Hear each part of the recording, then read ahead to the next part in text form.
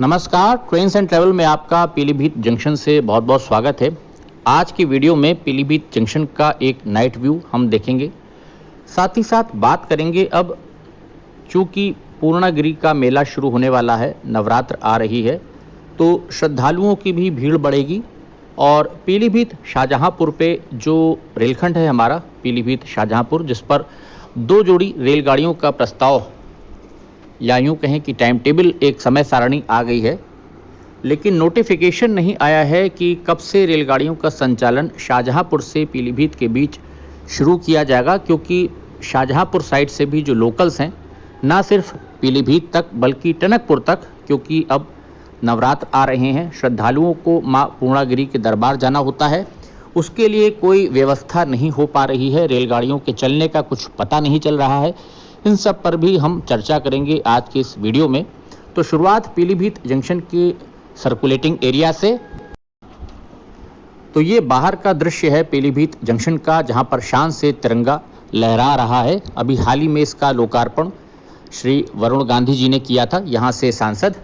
तो आप देख सकते हैं किस प्रकार से एलईडी लाइट्स में ऊपर तिरंगा शान से लहरा रहा है।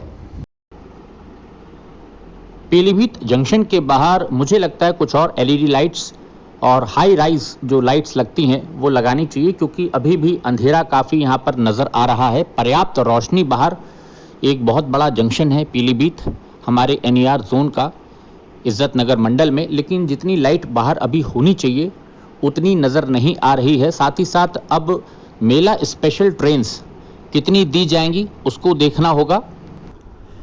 वैसे भी धीरे धीरे अब रेलगाड़ियां वापस पटरी पर आ रही हैं और इस नगर मंडल ने जो रेलगाड़ियां पहले चलती थीं पूर्व में, उनको वापस बहाल कर लिया है एक एक करके। ये अच्छी बात है, जिससे कि यात्रियों का जो दबाव है वो अब प्रॉपरली डिस्ट्रीब्यूट हो जाएगा, लोड बट जाएगा सुबह से शाम तक जितनी ट्रेन्स हैं उसमें।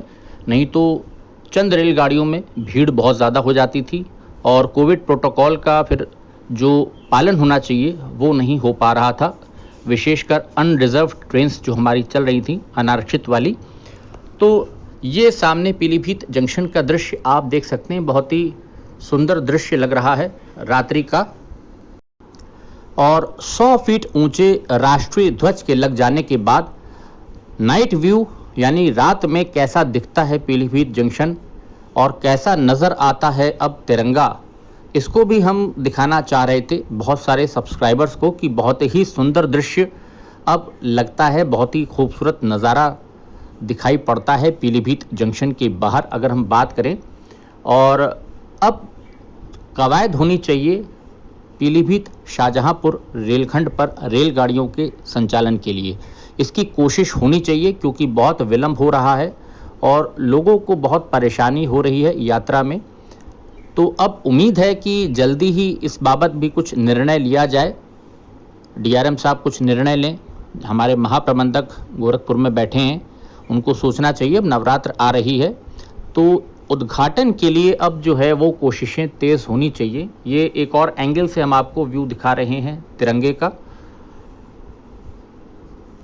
क्योंकि 2 अक्टूबर हो गई गांधी जयंती और लाल बहादुर शास्त्री जी की जयंती है आज। और एक दिन पहले का यानी 1 अक्टूबर की रात का ये वीडियो है। बीच बीच में हल्की फुल्की बूंदाबांदी भी हो जाती है। मौसम धीमे धीमे अब ठंडक की तरफ हम बढ़ रहे हैं, सुहावना हो रहा है। और उम्मीद है कि अब जल्दी ही जो हमारे पैकेज 3 का पार्ट 2 है, यानी शाहगढ़ से आगे पीलीभीत तक, उस पर भी कार्य धीरे धीरे शुरू हो गया है। माला में साफ़ सफाई चल रही है आजकल और कार्य में अब नवरात्र से तेज़ी आने की उम्मीद है और जल्दी ही वहाँ से भी हम आपको अपडेट्स देंगे। फ़िलहाल यहाँ पर आप देख सकते हैं पीलीभीत जंक्शन पे जो हमारा तिरंगा लहरा रहा है, अलग अलग एंगल से हम आपको दिखाने की कोशिश कर रहे हैं। साथ ही साथ अभी देखिए सन्नाटा पसरा हुआ है, लेकिन जैसे ही नवरात्र शुरू होगी, पूर्णागिरि का मेला शुरू हो जाएगा, तो उसके बाद यहाँ पर यात्रियों का दबाव भी बढ़ेगा और उससे पहले ही कोशिश करनी चाहिए हमारे रेलवे को कि शाहजहांपुर से जो पीलीभीत के लिए रेलगाड़ियां प्रस्तावित हैं, जो 2 रेलगाड़ियां आप कह रहे हैं, उसके साथ साथ कुछ अतिरिक्त रेलगाड़ियां भी अन्य जगहों से अब वाया शाहजहांपुर बीसलपुर होकर के पीलीभीत तक लाई जा सकती है।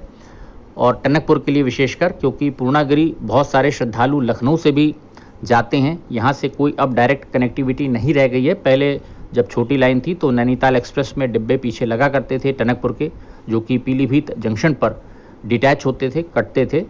तो अब जब बड़ी लाइन हो गई है उसके बाद से एक त्रिवेणी एक्सप्रेस सीधी ट्रेन मिलती है लखनऊ से, लेकिन जिस प्रकार से लोड है और सुबह मिलती है वो, तो उसके बाद शाम के समय भी अब लखनऊ से पीलीभीत होते हुए वाया रोजा टनकपुर के लिए रेलगाड़ी चलाने की कोशिश करनी चाहिए नवरात्रि में। अगर ये हो जाता है तो बहुत बड़ा तोहफा होगा तमाम सारे श्रद्धालुओं के लिए, बहुत बड़ा ये गिफ्ट होगा एक प्रकार से रेलवे की तरफ से, और एक सुविधा हो जाएगी सीधी रेलगाड़ी की। तो इस पर भी अब रेलवे को कोशिश करनी चाहिए, क्योंकि हर चीज़ में बहुत विलम्ब हो रहा है। और यहाँ से अब हम आपको लेकर के अब चलते हैं अंदर पीलीभीत जंक्शन पे, एक उसका भी छोटा सा व्यू हम आपको दिखाने की कोशिश करते हैं। तिरंगा देखिए, अब हवा तेज़ हो गई है तो किस प्रकार से शान से लहरा रहा है। तो यहाँ से अब हम थोड़ा सा अंदर चलते हैं, आपको जंक्शन के अंदर का नज़ारा दिखाते हैं।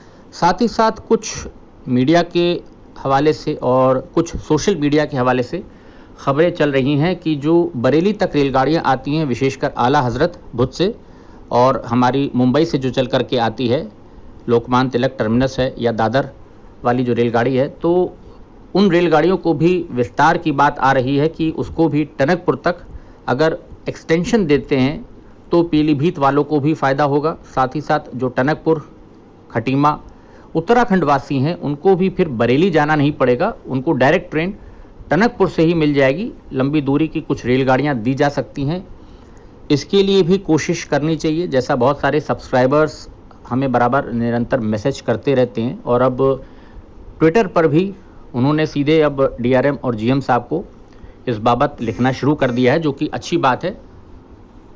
तो उम्मीद है कि आने वाले समय में, जैसा पीलीभीत से भी हो रहा है कि मथुरा के लिए, विशेषकर झांसी साइड के लिए, या दक्षिण भारत के जो हमारे राज्य हैं वहाँ के लिए अगर सीधी रेलगाड़ियाँ यहाँ से कुछ उपलब्ध हो जाती हैं, और मुंबई के लिए विशेषकर, तो बहुत अच्छा हो जाएगा विकल्प एक।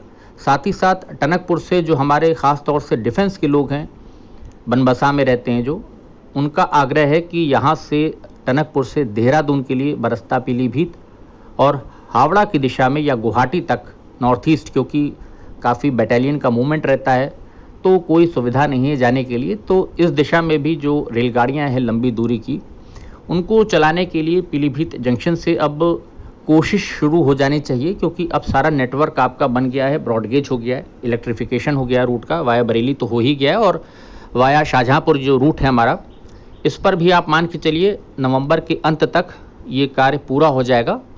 बहुत खिंच गया अगर बीच में फेस्टिवल है तो दिसंबर में आप मान के चलिए कि कार्य सारे पूरे हो जाएंगे, जहां तक मुझे लगता है।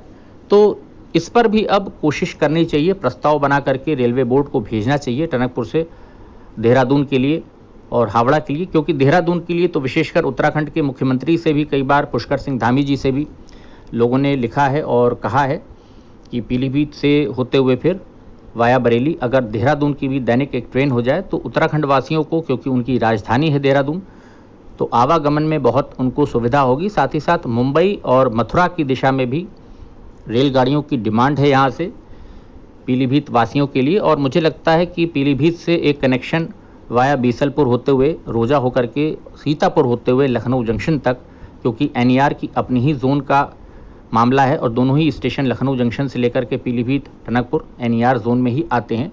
तो इस पर एक कोशिश होनी चाहिए कि वाया सीतापुर, एक तो रूट पर रेलगाड़ियां भी बढ़ेंगी, सुविधा बढ़ेगी, तो इस पर भी हमारे जो रेल अथॉरिटीज़ हैं उनको अब सोचना चाहिए, क्योंकि हमारे वहाँ हर चीज़ में टाइम बहुत लग जाता है, बहुत ज़्यादा डिले हो जाता है, चाहे प्रोजेक्ट की बात हो या फिर रेलगाड़ियों को देने की बात हो।